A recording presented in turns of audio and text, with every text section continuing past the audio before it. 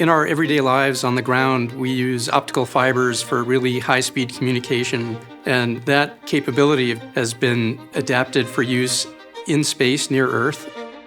DSOC stands for Deep Space Optical Communications, which is using lasers to communicate at high rate, and the application of that to deep space beyond the moon is what the DSOC project is about.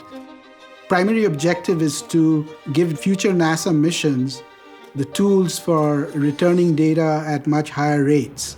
The signals travel at the speed of light, so they come just as fast as they do for the microwaves, but you could send more data in the same time of a pass for the same spacecraft resources. The notion of being able to communicate, have video to astronauts on Mars is actually part of the vision that NASA has for optical communications.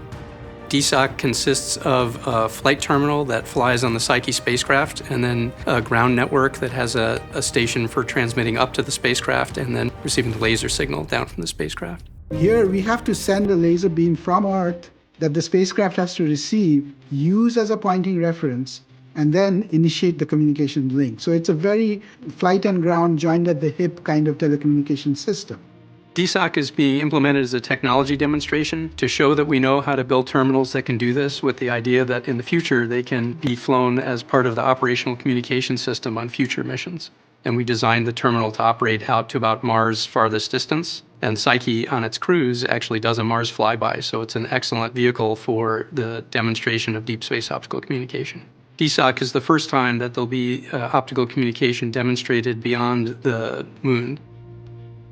The leap that DSOC is taking is huge. I can't express in words, what this will mean to actually see bits that were transmitted from deep space spacecraft received on the ground, and we can verify that, hey, we got the bits that you sent, here they are. Before that moment of elation and joy, there's a lot of work that we still need to do and think through. And so this is a stepping stone for a future operational capability that NASA's committed to. There's a lot of activity in space and a lot of collaborative work that goes on, and it's very exciting to be part of.